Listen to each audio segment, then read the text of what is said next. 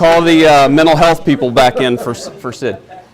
All right, so these numbers are a bit subjective. Some organizations would suggest that anytime a firearm incident occurs on school property, that they're considering that a school shooting. It's like any other type of statistic. These types of things can be subjective to different opinions. This is the closest thing that I've found, that there have been 142 school shootings since 2013, most recently on February 14th, 2018. Listen closely to this. First of all, are there any defense lawyers or any lawyers at all in here in the room? Good, let's talk about them. This is the defense attorney for the alleged Florida shooter, Nicholas Cruz. And just kind of, you talk about reading people, and really this video, it's not necessarily about what she says, but it's how she says it and her mindset. And you're going to see that this is exactly the message that I'm trying to get through here today, that this is all going to circle around towards the end. It's her perspective on things and the clues that she gives and her demeanor and her actions and her emotions, things that you learn to read. When you have the lack of impulse control that a 19-year-old has, that affects the behavior that you exhibit. That's the child that I'm sitting across from. That's the child. He's sad, he's mournful, he's remorseful. He is fully aware of what is going on. And he's just a broken human being. Do you have any messages to be given to the community? I really can't disclose any conversations that I've had with him. It hasn't said, please let me. I can't disclose those conversations. You said that he's a broken, troubled child. Listen to this. So he's also accused of killing 17 he absolutely is. And teachers. And I have a tremendous amount of compassion for every one of those children that are lost, for their families that they're grieving today, and for what they have to go through for the rest of their life. Sitting across from my client doesn't mean that we don't care about the people of this community, the people of this state, and the people of this country. You know, I had to have the exact same conversation that every parent in Broward County had to have with their children this morning. And then I had to walk and meet with him. I'm fully aware of the impact that this has on the people that live here. And this is a national conversation. And unfortunately, it's not the first national conversation that we're having. But that's a conversation we need to have later. We need to let these families mourn the loss of their children, of their brothers and their sisters, and these communities can heal, and these schools can heal, and we can collectively make our children feel safe in school again. And I don't really have anything else I need to say. I think we're good, Gordon. What did you guys feel on the front end of that interview? Anybody? What was the message that she was getting out on the very front? She was trying to make him a victim. Yes. Yes. It seemed like she was trying to protect him a little bit. A little bit, right? Hide things a little bit. Maybe not necessarily hide, but maybe portray him as a child. Initially, what she referred to him as, a 19-year-old, right? 19-year-old. Then she says, this child is sad and remorseful. That's a good psychological approach for potential juror pools too, right? You got to think about it. Then where did she? Then the reporter asked her, threw a curveball at her, didn't he? Yeah. What did he say to her? Right. This guy's accused of killing innocent people.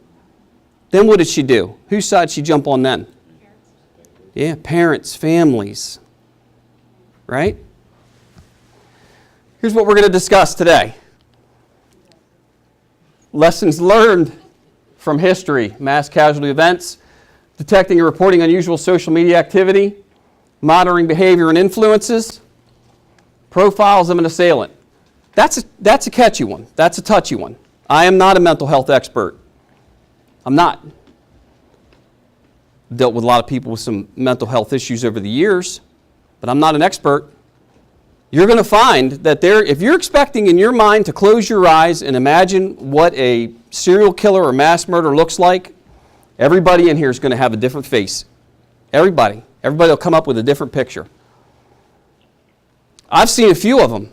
Usually when I'm in the home and garden section of Walmart on a Sunday, I look up and there's somebody standing in front of me. I go, yep, that's the one right there, right? No, just kidding. right? Profiles of an assailant. Identifying a potential assailant. Patterns and trends. Protect, deny, and defend. Let's get right into it.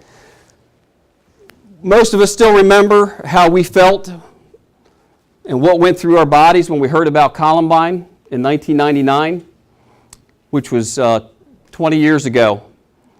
The mass shooting at Sandy Hook School in Connecticut, which killed 20 kids and 6 adults, just passed its 5-year mark. Doesn't seem like that long ago, does it? Still resonates.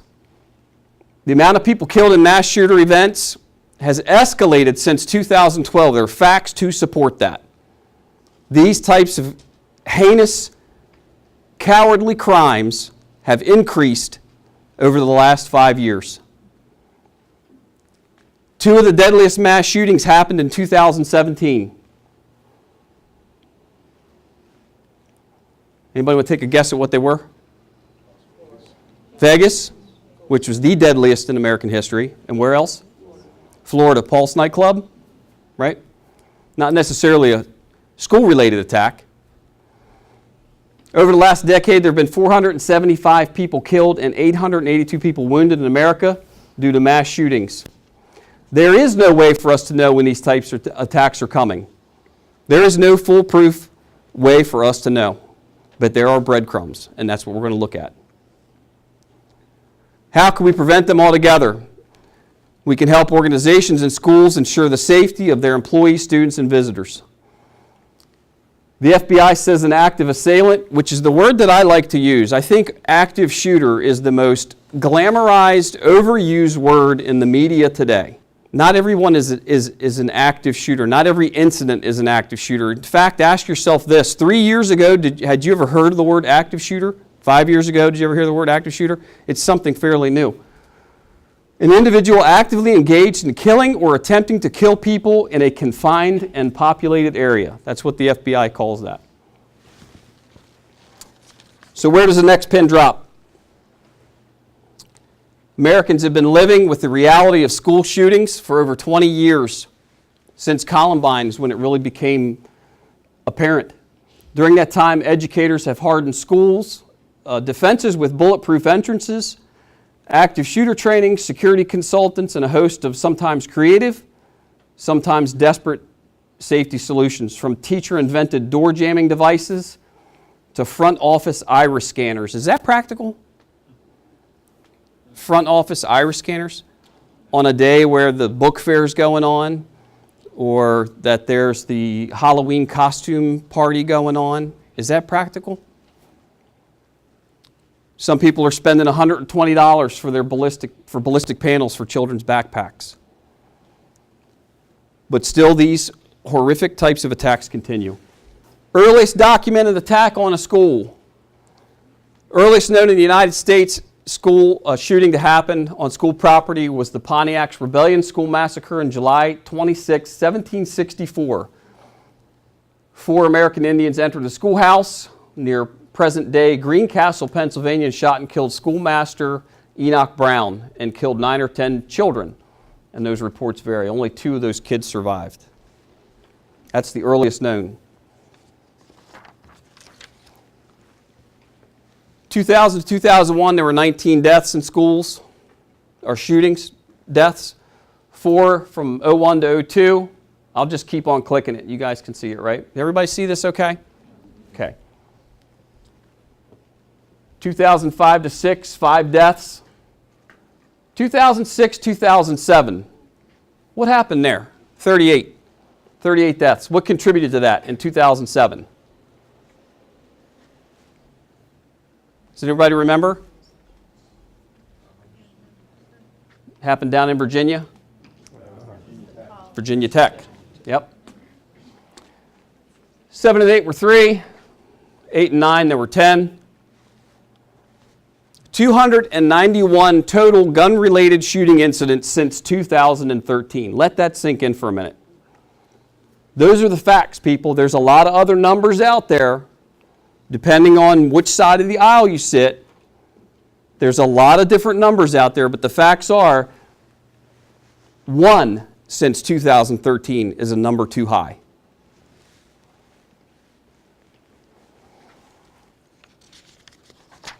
In numbers, 291, like I said, since 2013, 18 school shootings reported so far in 2018. Do the math on that. If you sit down and really break it down, you can see a pattern that is horrifying for potential attacks. One national school shooting per week on average. We'll look at a couple more statistics here. Mass shootings, again, you can look at the chart here. And I'll just tell you this.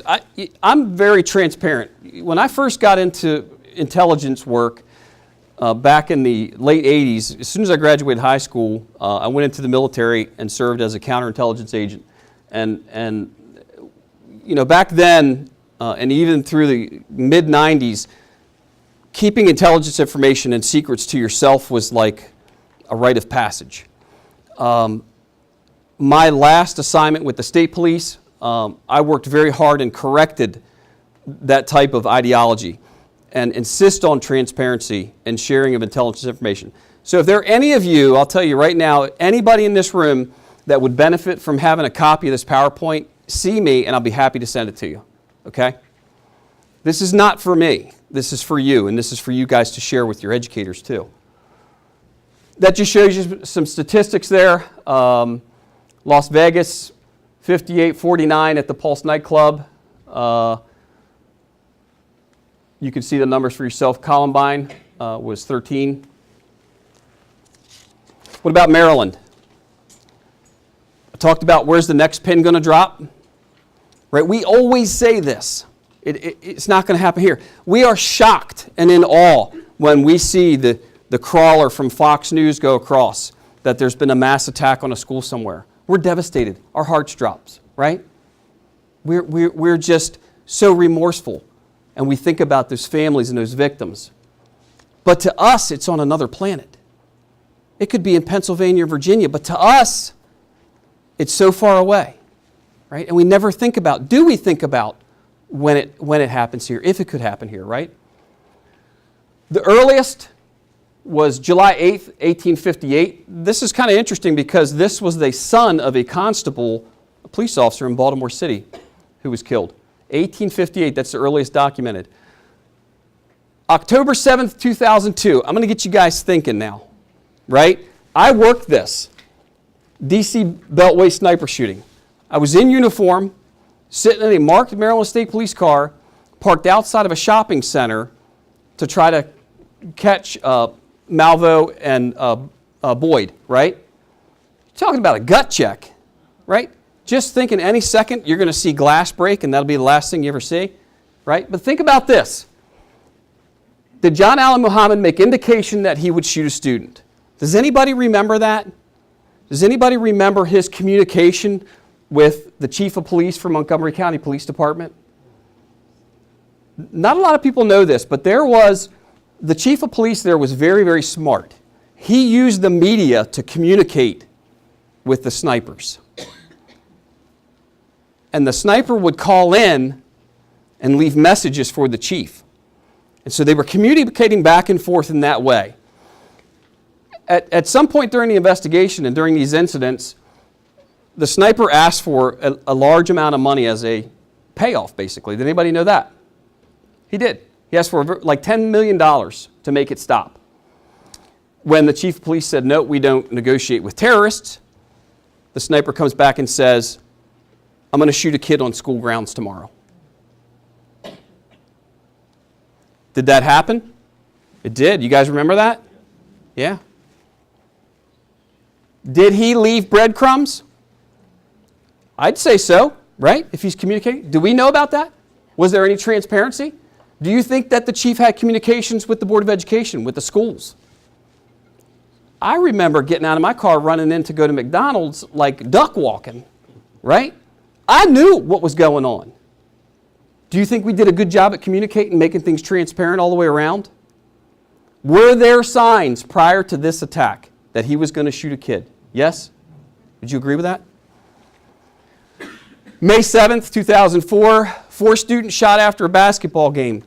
Here's a good one. Here's a big old curveball. We're doing a good job at locking our schools down, right? We tightened things up a little bit since Florida. How about after-school activities? Can anybody, I'm just asking. I don't know. Can anybody walk in and out of that school after hours? Is anybody there picking up the phone, buzzing the door? August 27th, 2012, Perry Hall. 1 student shot in a cafeteria attack. This was pretty recent. You guys remember that one? Thanks to the quick work of a guidance counselor who sprinted across and bear hugged this kid and body slammed him down onto the ground, right? That could have been bad. Could have been worse. Here we go again. 2015, Frederick, Maryland. 2 students shot during a basketball game. They were actually outside of the gymnasium. Sheriff's office, I know, provides security inside, occasionally outside. Are there things that we could be doing better? This was last month, February 5th, 2018, Oxon Hill. 1 student shot in the school parking lot. Does anybody remember hearing about that? How far away is Oxon Hill? Hour, right? This student actually leaves his classroom to go out and have a conversation with 2 male subjects that are sitting in the parking lot. They attempt to rob him. They end up shooting him and fleeing the scene. Considered a mass attack? No. A shooting on school property? Yes. Why was that kid leaving the school? Why was he allowed to go out and chat with kids in a parking lot? Let these sink in for a second. Maryland teen was plotting mass school shooting, expected to face charges after a journal with detailed planning for a mass shooting at her school was found in her home, in addition to a shotgun and bomb-making materials. That would be the first instance in United States history where a mass school shooting assailant would be a female. There is no profile, folks. I'm telling you, get that picture out of your head. The other ones that I'm going to read you are from 2018, February 21st. 2 high school students at Leonardtown High School have been arrested for threatening to bring weapons to school 2 days after the deadly school shooting in Parkland, Florida. So guess what? The police go out to the house and you know what they find? 39 guns recovered from one of the teens' bedrooms. The teens posted with photographs of guns. I'm going to talk about this a little bit more in detail. Early in my career, social media has been the best tool in law enforcement since anything, right? We didn't have these types of things. We didn't have social media, Twitter and Facebook and YouTube and all these other things. You know, that's a lot of times where we see these types of breadcrumbs that are falling. That's where we're seeing it fall, right? These guys are posting pictures of themselves. These aren't hunting rifles. These aren't muskets or muzzle loaders or bow and arrows. These kids had some heavy weapons at their house. Next one, I was a little scared. 14-year-old charged in Maryland High School. This kid, using the identity of a man down in North Carolina, threatened to shoot up a school using another person's identity. Thinking that he wouldn't get caught, he makes these threats using someone else's identity. That was also solved by social media. 2 students charged with making false threats at Edgewood High School. That was February 23rd. Boy in critical condition after high school shooting parking lot and shooting in parking lot. That's the case in Oxon Hill that I was just talking about. Are we good so far? Any questions? All right. I don't see anybody on their cell phones. I must be doing all right. Right? All right. What if we learned, historically speaking, they're not going to go away. Nope. There's no cure for this. There's no pill. There's no bandage. Run, hide, question mark, fight. If it's up to me and I rewrite the active assailant program, it's run some more, run zigzag if you have to, and if you got to fight, you better fight like a warrior. Changes are coming, folks, on this these active assailant policies. You know, we have got to change and we have got to modify the way that we conduct business. We have to learn from historical events. We have to. We can't keep doing the same thing because these cowards are getting smarter. The case in point of that is what happened down in Parkland, Florida, before as crews entered this school. What do? Pulled the fire alarm, right? That adds a whole new variable to things, doesn't it? We actually recommended at one time when a school shooting starts to have someone pull the fire alarm to serve as a distraction, the flashing lights, the loud noises, the fact that fire and police would be coming in hopes that the shooter would end their life, end their own life. So much for that, right? We got to provide some countermeasures for stuff like this, and we cannot wait. Plan for nothing, prepare for everything. Man, I've had several apples out of this bag, let me tell you. In my last career, I can't tell you how many times, I never use the word plan anymore. Whether I'm loading up the kids to go to the beach, because I'm going to forget something, or whether I'm getting ready to go through the front door of a house on a search warrant. Don't plan, don't make plans, don't plan for anything, but be prepared for everything. Trust me. I've sat at briefing tables before and we've said this is how it's going to go. We're going to come here. This team's going to hit the front door. This team's going to hit the back door. There's no kids in the house. There's no dogs in the house. We're going to hit it at 2 o'clock in the morning. Don't worry about running, or the grass, the yards are clear. We get there and we get ready to hit the house and one guy falls into a pool that's in the backyard. A dog runs out of the house and bites another guy and there's kids in the house screaming everywhere. Don't plan for it, right? Just be prepared. Be prepared. Think about it. Change the way that law enforcement and EMS responds. Changed, and hopefully continue to change. Learn from historical events. Teach, train, and learn. Make no assumptions. Observe and report. That's a big one. Be vigilant for the unusual. Enhance physical security measures. Coordinate and communicate. Joint training, evaluate, and update policy. Adapt and stay ahead. Train, and train some more. Honest opinion, and Dr. Kane will not, I will take the hit for this one, okay? Because I'm asking you. How many of you guys sitting here as principals, how many of you guys think that we train enough on this? Anybody think we train enough? Is once a year good? Right? No, we got to get our wheels moving on this a little bit more. Monitoring behavior and influences.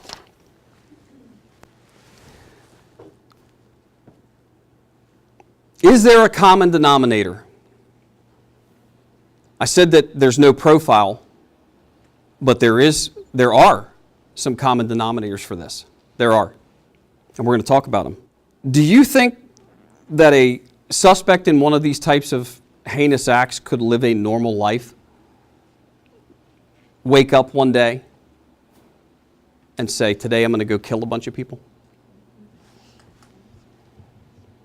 Have you ever woke up one morning and said, today's the day I'm going to go rob a bank? Have you ever, that's tomorrow, yeah, that's payday. I got to make ends meet, friends. I got like birthdays coming up, just got through Christmas, tax man's killing me, right? Ever woke up one day and just said, man, I'm just going to steal a car today? We've seen cars we'd like to steal. We ain't never woke up and went and stole one though, have we? Right? It's true. A normal person does not wake up one day and say, today is the day, the sun is shining, the birds are singing, I'm going to go kill a bunch of people, right? There's usually some sort of indication.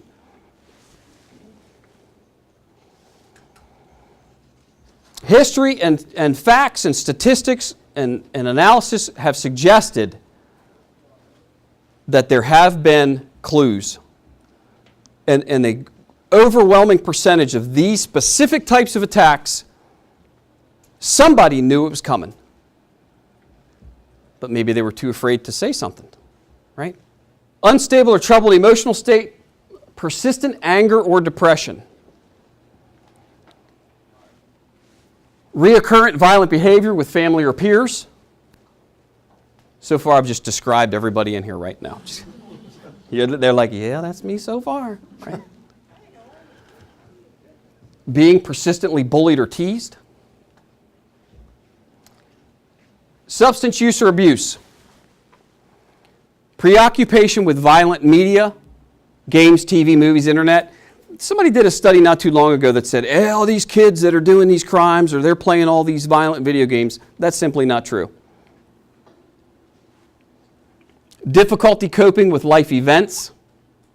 Obvious change in mood, behavior, friends or social interactions. Grades. Participation.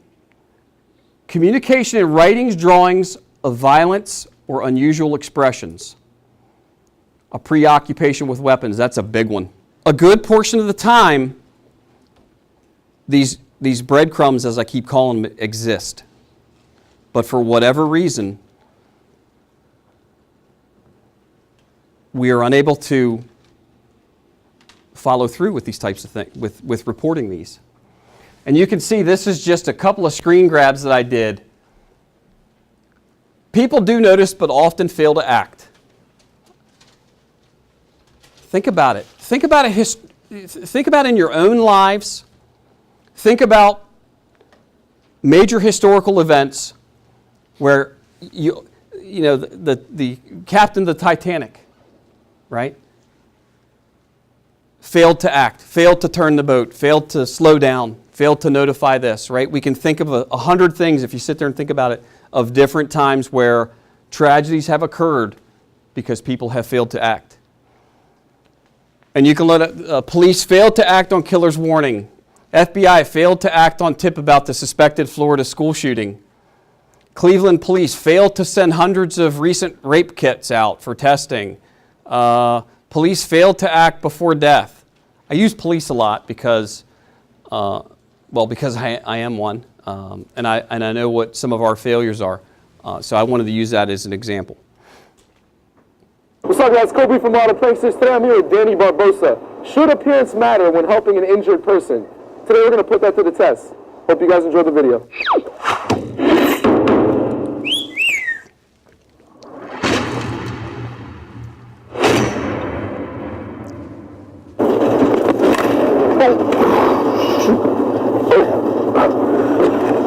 Oh, thank you.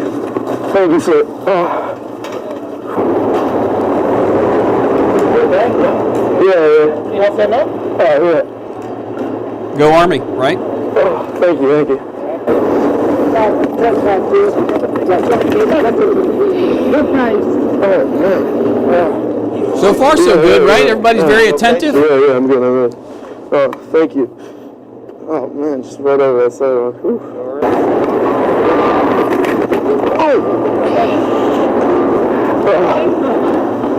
Yeah, thank you, thank you. Oh, thank you, I appreciate that. Same guy. Different clothes.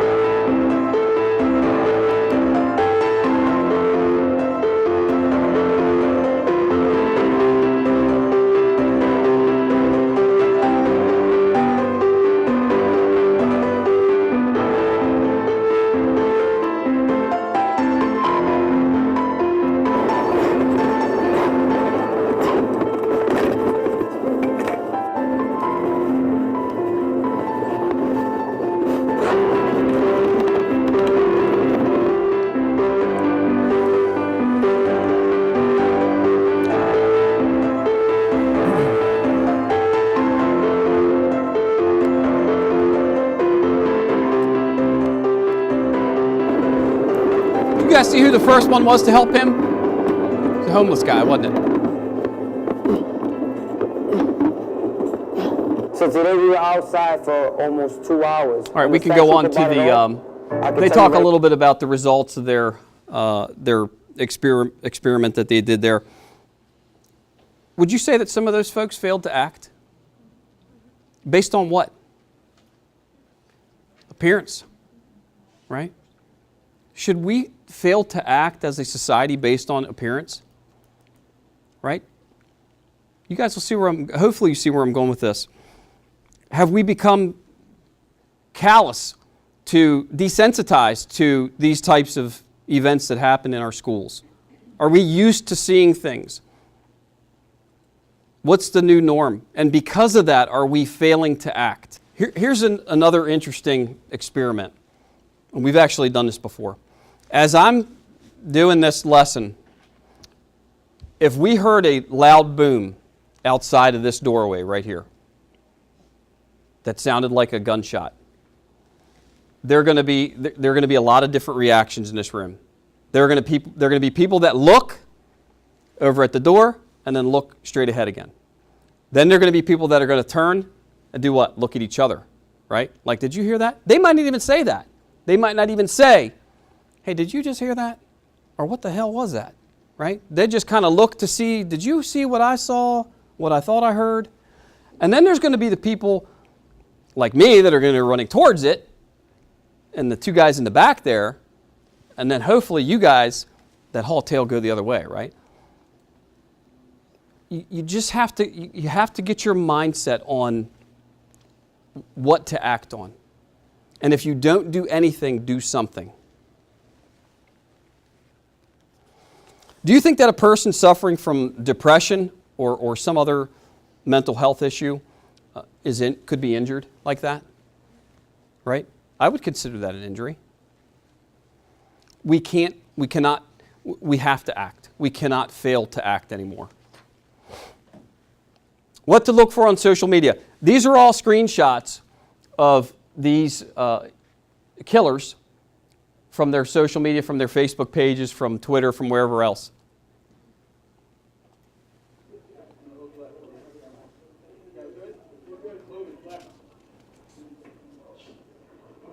Hands, put your hands up, guys. Please. Put your phones away. Put your phones away.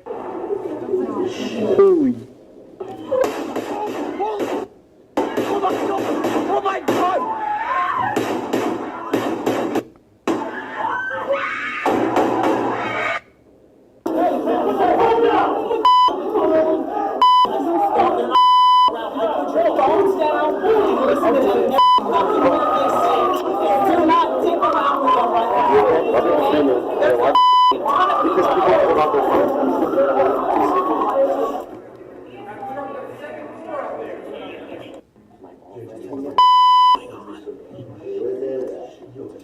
If you looked around this closet and saw everyone just hiding together, you would know that this shouldn't be happening anymore and that it doesn't deserve to happen to anyone. Shouldn't be happening anymore.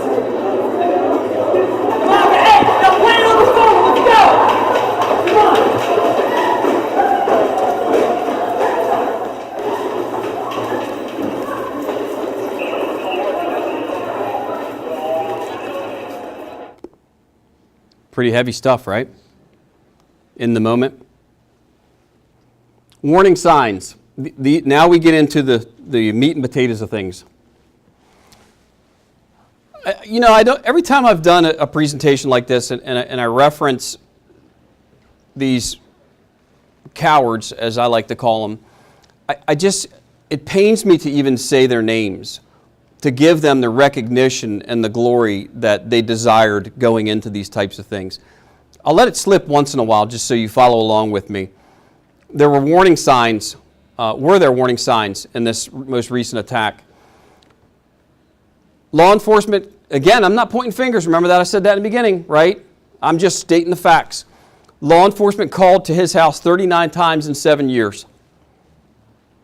He killed animals. Folks, these are things that you need to be looking for in your schools. I'm not saying somebody's killing animals in your schools. expelled from school for disciplinary problems, frequently set off school fire alarms, obsessed with guns and knives, spoke of them often, uploaded photographs of guns, knives, and body armor on social media account, spoke often about ISIS and terrorism. Students joked about him becoming the next school shooter. Man, I tell you what, if that's not a breadcrumb. One of those things alone make this guy a potential homicidal maniac. History of disturbing social media posts. School admin sent an email to teachers warning them not to allow him on school campus with a backpack. Described by other kids as sketchy or off, which also occasionally describes my son. I'm just kidding. He complained to friends about being bullied. Both adopted parents died. His adopted mother died in November of 2017, who he was very close to. These are actual social media excerpts from his accounts. I'm going to watch them sheep fall blank, and if I wish to kill as many as I can, I want to shoot people with my AR-15. I want to die fighting, killing blank ton of people. I'm going to be a professional school shooter. I'm going to kill law enforcement one day, then go after good people.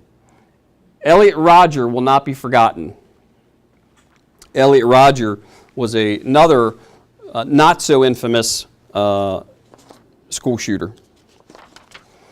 He killed 6 and wounded 14 before he killed himself at UC Santa Barbara.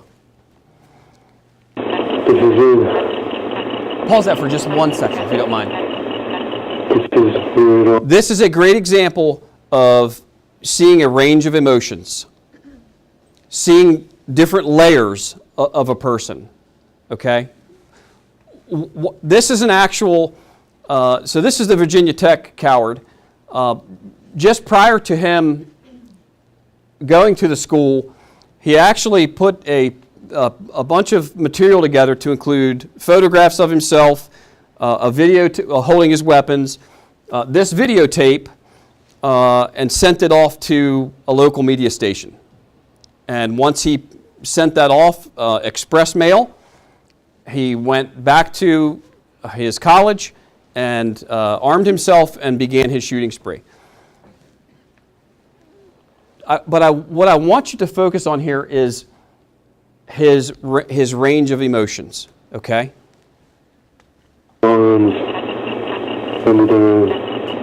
Pretty mellow right now, right? I don't like it so much. Do you think I wanted to do this? Do you think I ever dreamed of dying like this in a million years?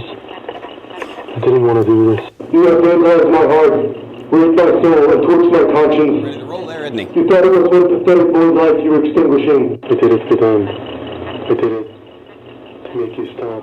What you did to me. A little different there, a little Future down. generations of the weak and the defenseless. Like Moses, I split the sea and lead my people, the weak, the defenseless, and the innocent children of all ages. You had 100 billion chances and ways to have avoided today, but you decided to spill my blood. You forced me into a corner and gave me only one option. I didn't have to do this. I could have left. I could have fled. But no, I will no longer run. It's not for me, for my children, for my brothers and sisters, that you I did it for them.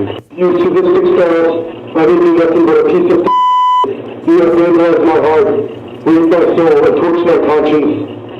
You thought it was one pathetic boy's life you were extinguishing. Thanks to you, I died, like Jesus Christ, to inspire generations of the weak and the defenseless people. Do you know what it feels like to be spit on your face and have trash shoved down your throat? Do you know what it feels like to dig your own grave? Do you know what it feels like to have your throat slashed from ear to ear?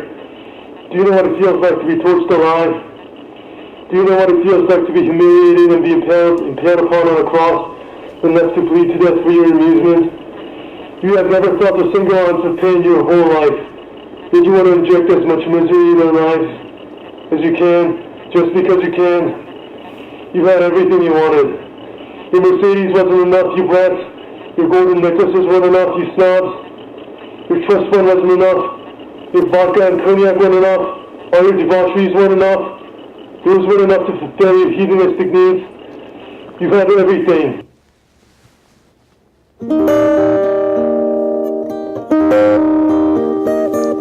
Killed 32 in approximately 9 minutes. Those are actually the photographs that he had posted on social media and also put together in that packet that he mailed off to the local media.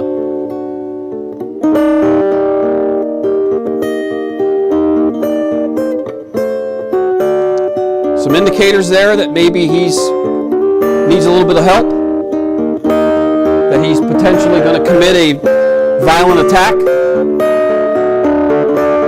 Would his video alone, you can skip ahead, Mr. Pender, would his video alone and the words of the content of his video, his words, are they enough to say that this guy's probably heading down a dark path? Maybe.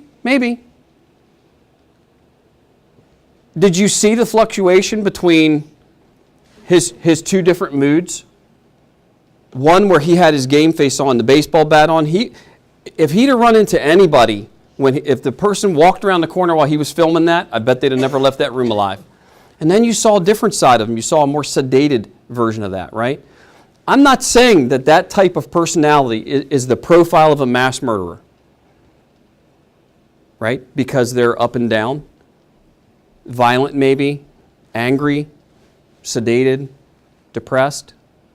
But I think if you look at those things coupled with these photographs of him holding guns, posts on social media, drawings in school, the dialogue that he has with other students in school, I think you're onto something, and I think we need to let somebody know about it. We have to act.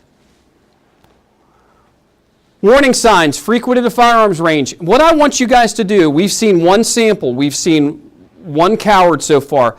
As I begin to click through these other facts of these other assailants, when I hit a common denominator, I want you guys to raise your hand. When you see, just don't hold it up there, just shoot your hand up real quick, right? If you see something repetitive, okay? He frequented a firearms range about 40 miles away from Virginia Tech. 2 female students complained about him to campus police. He was stalking them and making inappropriate comments. The crazy part about that is he never had a girlfriend. He was very, very quiet in school. He never spoke to anybody. He was teased because of his broken English. And because of that, he led a very quiet life.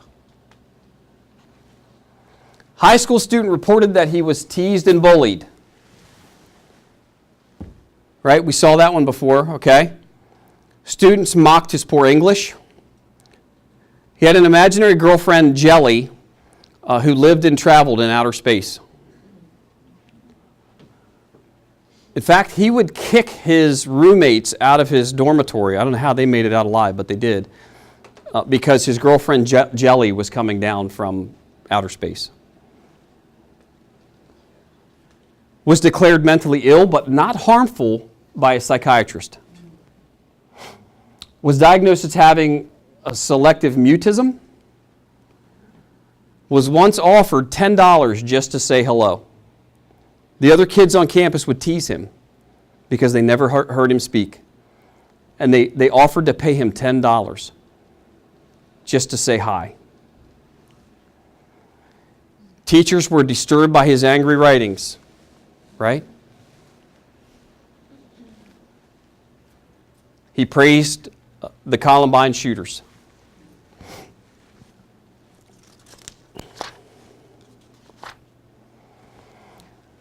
These are the photographs and video with a manifesto that he sent to NBC News the morning of the killing. Let's get deep here for a second. Which video clip do you think was the last one that he filmed? Which clip? Come on, guys. You be the first ones screaming at your kids. Answer. Raise your hands. Come on. Which one? Remember the video that we saw right where he was up and down, hot and cold, angry, mellow? Right. It was probably top right. Remember he had the baseball cap on? Yeah, that was the last one that he filmed. This is where Jalen Freiberg was a freshman and a football player. He was a member of the Tulalip tribe. People tell us he was well-liked from a well-known family. But students also say in recent days he'd gotten into a fight over a girl. He'd expressed his anger on his social media accounts. What led up to the shootings is still not clear, but tonight the grief was.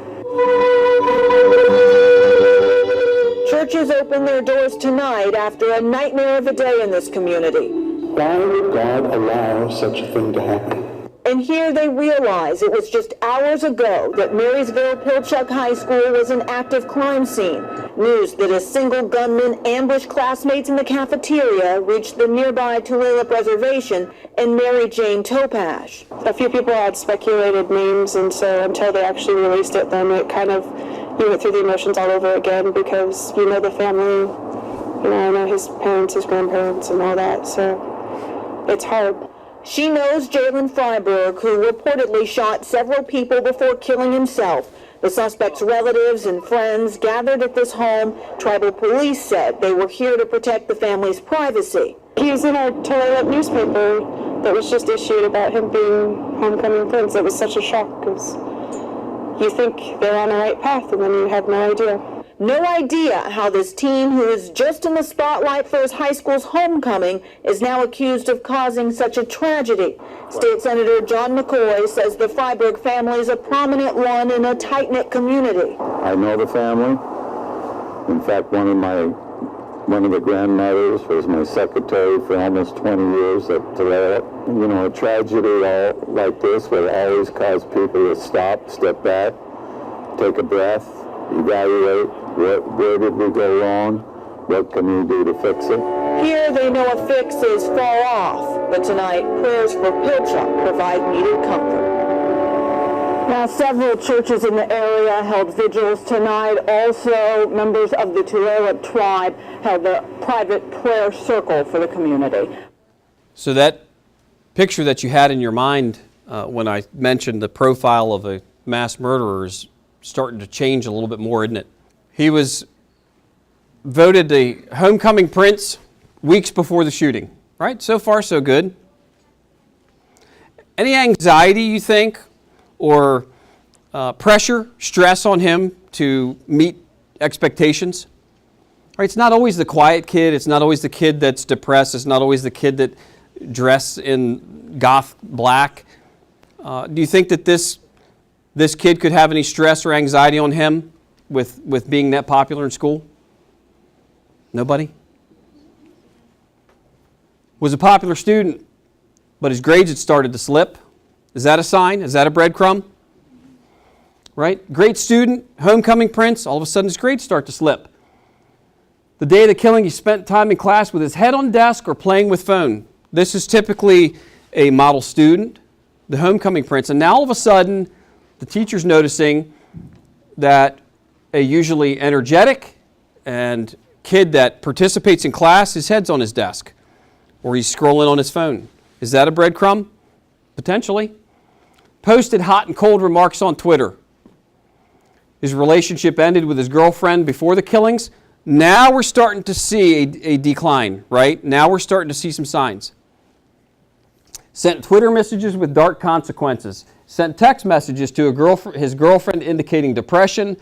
Text message to his family with burial instructions. And text messages to the family of the people that he identified and killed that morning, telling them that he was sorry. Breadcrumbs? Could someone have failed to act in this? Yes? No? How about the previous case? How about the one before that? Indicated he had to kill so he wouldn't be alone in the afterlife. That's why, in fact, he killed one of his second cousins sitting in that cafeteria. And one of the messages he left said that the reason why he killed him is because he wanted his ride or die in heaven with him. That's exactly what he said in his text message. These are text messages from him, Twitter messages from him. These are the breadcrumbs. This is to his girlfriend. Okay, well, don't bother coming to my funeral. F it, might as well die now. Just please talk me out of this, and the gun's in my hand. I'm tired of this crap. I'm so effing done. You're going to piss me off, and then some blank's going to go down, and I don't think you'll like it. You got me that broke. I know it seems like I'm sweating it, but I'm not, and I never will be able to. Man, I mean, were the signs there? Yeah. What's it going to hurt? What's it going to hurt to report it? Right? So what? The police go out and they talk to him. He needs mental health assistance. We've got some fantastic resources in this county. We have got to act and not overreact. Had anybody ever heard that case prior to seeing this? Al Gore created the internet. Mr. Pinder broke it. You got the wrong one up here, bud. Tomorrow marks the 10th Gotta push play. anniversary of Who'd the have thought? tragic shooting in Red Lake. The tragedy, which remains Dr. the King. largest mass homicide in Minnesota history, happened when 16-year-old Jeff Weiss opened fire at Red Lake High School, killing 7. In total, 10 were killed, including Weiss, but more were wounded, and many more saw things they will never forget. So on the 10th anniversary of that terrible tragedy, from all of us here at Lakeland News, our deepest condolences as we honor and remember those who lost their lives March 21st, 2005. Anybody remember hearing about that one? It was out in Minnesota. Warning signs. Let's look at the breadcrumbs on this one. Again, just a quick show of hands if you're starting to see that common denominator again. Keep in mind, too, when we look at this person, that his childhood history and his choice in clothing is in no way a definitive indicator that he's going to wake up that one morning and go out and kill a bunch of people. Physically and emotionally abused by his alcoholic mother. We haven't heard that one yet, right? Was the subject of a child custody fight. His biological father committed suicide. His biological mother suffered brain damage from a car crash. This kid got some things on his mind, do you think? Was considered by classmates as to be goth. Attended multiple schools during childhood. Medicated for mental issues. Idolized Adolf Hitler. Threatened to shoot up school on Hitler's birthday, which got him expelled. Was a fan of several movies that were made based on the massacres in Columbine. What do you think? Right? The first, physically and emotionally abused by alcoholic mother. Subject of a child custody fight. There's some educators in Queen Anne's County schools that probably have several students that fit that criteria, right? But we have to continue to look. Between a group of people. Back on the stand, FBI agent Chantel Ewing answering questions by Jesse Osborne's defense attorney Frank Epps. Testimony focusing once again on the teenager accused in the Townville Elementary shooting that killed first grader Jacob Hall. Months before the shooting, at the end of July 2016, Ewing says Osborne tweeted, I keep getting that bad EURGE to do something, ... but I don't want to kill. Okay, and it would be fair to take EURGE and change that to urge, correct? Yes, sir. Later, private Instagram messages Ewing says Osborne was writing to people from New York, Finland, Germany, and West Virginia turned more violent. The night before the shooting, the agent says Osborne posted about his dad, Jeffrey Osborne, saying, my father said if I don't get 100 on my math test, he's gonna expletive kill my best friend, my rabbit, and he's gonna smash my phone. Messages continued up to the moment of the shooting saying, I've already killed my dad. Okay, I'ma have my last Mountain Dew. Then it's Terminator time. Epps points out the timing of the messages is off. The events in Mr. Osborne's home didn't start until 1:30. That's approximately 15 minutes before Mr. Osborne killed his father.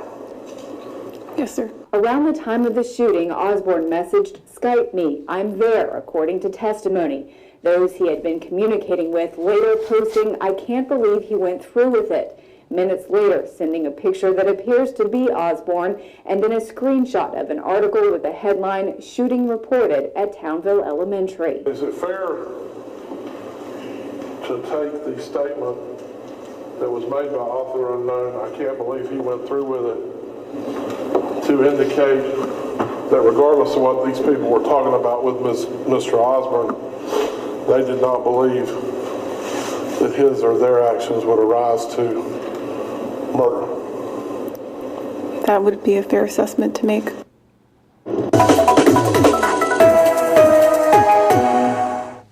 "14 years old.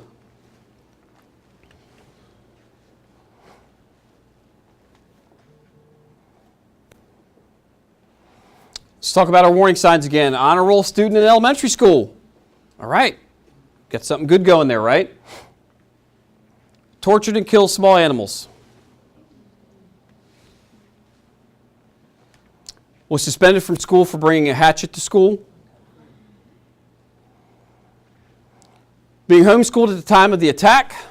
He killed his father. He joined this online group. And folks, have this conversation. I know you do. I know you guys know this about the internet and the dark tunnels that you can get lost in with these kids. He joined this group of other folks. Some were from Ireland and Germany and other parts of the world. And they would just sit there and conspire with one another and joke with one another about how many kids that they would kill and how they would do it. And they would provide each other instructional videos. And they would actually research these types of incidents to make themselves smarter, because they knew law enforcement was preparing and is adjusting and changing these types of attacks. So they were doing it too. He wakes up, left plenty of breadcrumbs. The day of these attacks, he wakes up. He portrays his father as being this just raging, angry, alcoholic man. His father was sitting at their, like a recliner type of chair without the recliner part up, and was looking over some bills in the morning. And he is up in his bedroom. He kisses his bunny rabbit goodbye. Little curveball there.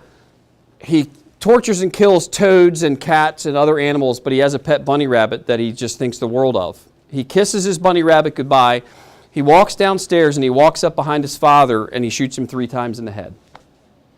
He takes his father's keys, he takes his father's pickup truck, and he drives to school and he begins to fire. The handgun that he was using malfunctioned, which fortunately saved a lot of lives. Expressed interest in guns, bombs, and mass murder of kids. Researched mass school shooter tactics for months, him and his group. 9 days before the attack, he posted that he wanted to beat Sandy Hook body count. His goal was to kill 150 kids. Researched police tactics and responses. Planned the massacre for 2 years. Joined an online social media group community to share his morbid vision.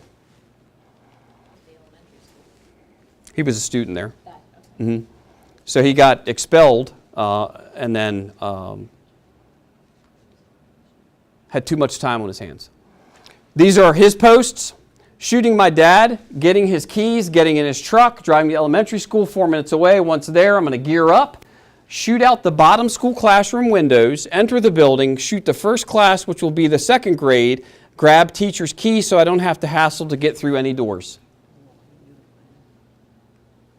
He got the first 3 things right because he killed his dad and he stole his truck and he drove to school and he began to shoot. And he only had one weapon, a handgun. He actually loaded the wrong ammunition in it, which is why it malfunctioned. Would he continue killing? Bet he would have. 150. throw pipe bombs into each classroom before they got into a shootout with police and killed himself with his shotgun. He have to beat, he says Adam Lanza. Have to beat Adam Lanza. We know who Adam Lanza is, right? Sandy Hook. He wrote that 9 days before the shooting. Researched police response times. Found that it would take them 15 minutes to get there, maybe 45 for SWAT. I think I'll probably most likely kill around 50 or 60. If I get lucky, maybe 150. Were there signs before this? We're starting to see this now, right? Could someone have failed to act? All right. So now let's get down to the common denominators that we talked about. Pathway of violence from personal grievance, domestic related, may kill family member before initiating the attack, a quest for status, affection towards violence, envious and worship historical violent acts. There have been several that have referenced Columbine that idolize the two cowards that were involved in that attack. Passion for weapons and bombs. Have we seen that in almost every single one of these? Interest in harm, death, or torture of animals. They've all been males. That's a fact. I'll say that you can store that now in your database of what a serial killer looks like, a mass murderer, a school shooter. They've all been males. They act alone. There's only been one act of mass shooting at a school that's involved two people, and that was in Columbine.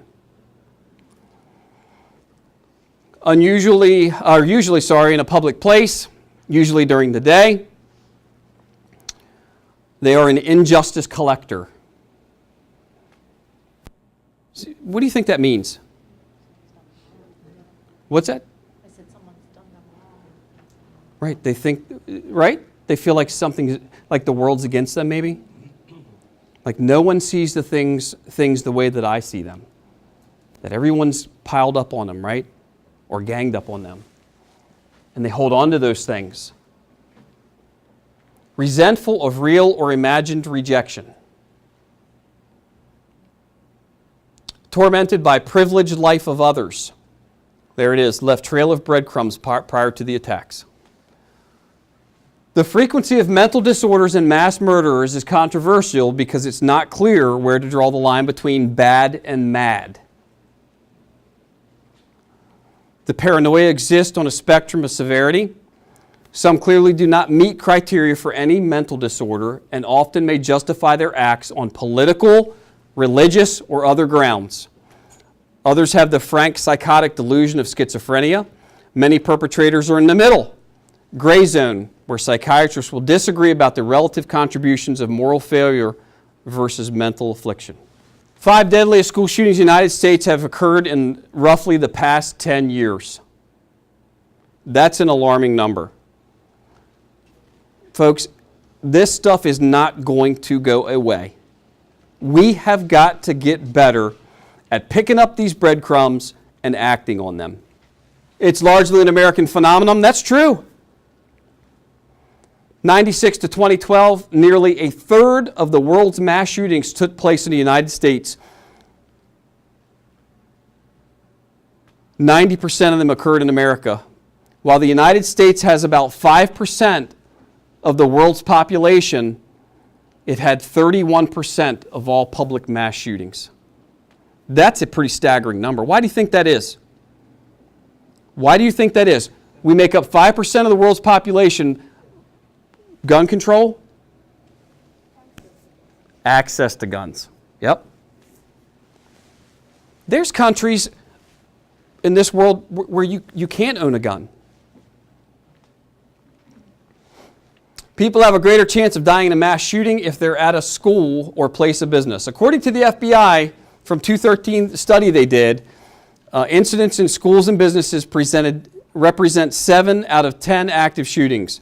Some of the country's most high-profile mass shootings have occurred in those kind of places: Sandy Hook, Columbine, Virginia Tech, San Bernardino.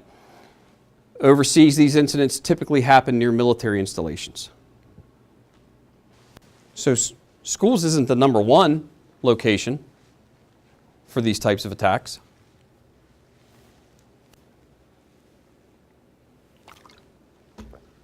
Most shooters take their own lives or are killed. 70% of active shooter incidents end with the shooter or shooters' deaths. That's a number that I would like to increase. According to the FBI, unlike a homicide or mass killing, the active aspect implies that both law enforcement and citizens have the potential to affect the outcome of the incident. Typically how they end, 40% usually commit suicide. I'll be quite honest with you here, okay? And this is just me. This is not a reflection on my department. I'd like to see them do it before they decide to go out and kill somebody else, before they go out and decide to try to kill another friend. Get help, but don't go hurting other people, innocent people. 28.1% get into a exchange of gunfire with law enforcement. Those brave 13.1% of unarmed citizens have managed to safely and successfully restrain the shooter. That is a slide that we could dedicate solely for those types of brave individuals. Protect, deny, and defend. Incident target violence at a school were rarely sudden or impulsive acts. School fights, yes. Disturbances, yes. Targeted violence. Prior to most attacks, someone knew it was going to happen. Yep. What's normal to you? Have you allowed things in your profession to become normal that maybe shouldn't be normal?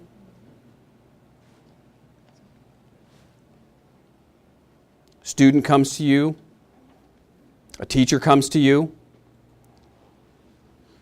and says, this is what's going on. And because maybe you've seen that before, you go, oh, that's okay. That's just Johnny being Johnny. That might be the case, but I would suggest this. Let's find out a little bit more about Johnny, what's going on in Johnny's life. What else are you seeing? Have you looked at his journal? Have you flipped through that? You know what I mean? Don't fail to act. Don't fail to act. Most attackers demonstrated some unusual behavior prior to the attack. There is no useful or accurate profile of a school shooter. Other than what? They're what? They're male. Most had difficulties coping with losses or personal issues. Most had contemplated, considered, or attempted suicide. We got to be aware of these things. We have to put up that blank canvas. We have to be more observant. We have to act. We have to stop the violence before it starts and communicate and follow up. Don't assume that someone else is going to do it. Follow up. Don't feel like, okay, I've told this person that I've heard these kids over talking, or that I've seen these drawings in their journal, or they're scribbling in this book, or this totality of signs that you're seeing. Don't send that up the chain and just go, well, I've done my part. Because what part are you going to play when a potential mass killer comes into that school? Does that make sense? Follow up with it. Nobody's going to give you a hard time. We owe it to ourselves. We owe it to our staff and to the kids that go to these schools to follow up. I know y'all are detectives, right? Right? Snooping social media, creeping on people and stuff like that, right? We're all great detectives. Use it. Summons your inner warrior. When you can't run and you can't hide, better zip up your warrior suit and get it on. Proactive countermeasures and thinking. I'm hoping, as we come to the end of this presentation, that I have opened your eyes, that I have shown you things that you have not seen before, and told you things that you have not heard before. And I ask that you start to think about how you can be a better detective and what type of obstacles are in the way that you can overcome to help you to report these types of things, and what type of countermeasures that you can take. And I'm not talking about iris scanners at the front lobby.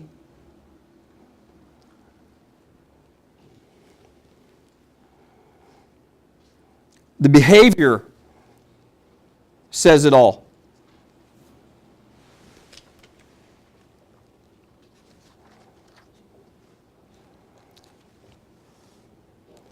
I'm going to play, I think, one more video for you.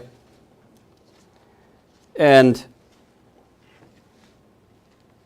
there's at one point during this video that really resonated with me, and I'll share that with you after the video.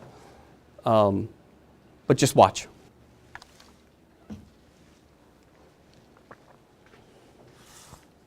We heard the first shots at around 9:40 a.m. I was sitting on the wall of the classroom, so in the hallway, and I could hear the shots getting closer and closer very quickly. I mean, there was only a few seconds between the first time we heard them and when he actually walked in. To me, it sounded like an axe being taken to a piece of wood. And our teacher, she opened the door, and she peered outside, and she immediately shut the door, and she said, "Call 911." And right then, he walked in just seconds after. There's absolutely no time to think or to duck or to take cover, and people just kind of fell to the floor. And he immediately walked in shooting, and he went to the other side of the classroom, and he started going down the rows. He went down each row very quickly, very purposefully. And I remember thinking, your turn is coming. You're going to get shot. I mean, I didn't realize there was an active shooter, but I knew something bad was happening. He came back to our classroom 3 times, and on the 3rd time, he killed himself in the front of the class. In between each time he was there, you could just hear people crying and coughing, and the cell phone started ringing. When he was in our class, I remember trying not to breathe very much, so he couldn't tell I was alive. Because as my stomach was hitting the chair, I was thinking, you know, he can see me breathing, he can see me alive, and that was very scary. I'll never forget when the SWAT team first broke in at around 9:51. The officer in the front of the classroom said, "We have a lot of blacks in here." And at the time, I couldn't comprehend what he was talking about, but he meant triage codes. And I remember looking to the girl to my right and realizing, you know, what black meant. He looked over me and he said, first he said yellow, and then he changed it immediately and he said red. And that's when I first started panicking. I still couldn't speak. I was shot 3 times, lying on my back. And I remember thinking, what do you see? Like, what can you see on me that I can't, that you would change me from yellow to red? He killed 12 people in my classroom, including our teacher. Your perspective on life and your attitude and your relationships definitely changes after you experience something like this. I noticed very quickly after the shooting, just my outlook on things, my behaviors, my attitudes, what I valued really shifted and has changed dramatically. You're much more grateful for small things in life. You look at people differently.